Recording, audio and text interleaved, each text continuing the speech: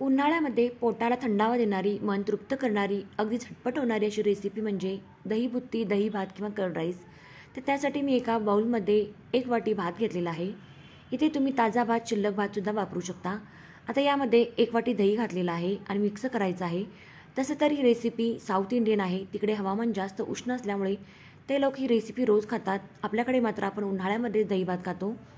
आता यामध्ये अर्धी वाटी दूध घातलेलं आहे. तुम्ही इथे फक्त दहीसुद्धा घालू शकता. फक्त दही जास्त आंबट नसावं, भातामध्ये दही सरभर घालावं, म्हणजे भात अगदी छान लागतो. आता दही भात अजून छान लागण्यासाठी म्हणून मी ते तडका तयार करणार आहे. तर त्यासाठी तडका पॅनमध्ये 2 चमचे तूप घातलेलं आहे.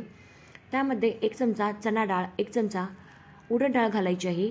तुम्ही इथे फक्त चणा डाळ आणि शेंगदाणे घालू शकता. आता यामध्ये मी 1 चमचा काजू घातलेले आहेत.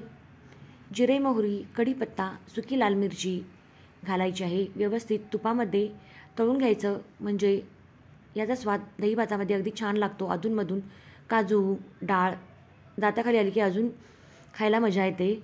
आता यामध्ये अगदी 2 चिमूटभर म्हणून हिंग घातलेला आहे. हिंगामुळे सुद्धा आपला भात छान लागतो. आता तयार फोडणी भातामध्ये घालून व्यवस्थित मिक्स करून घ्यायची आहे. तसं तर ही रेसिपी जुनी पारंपरिक आहे.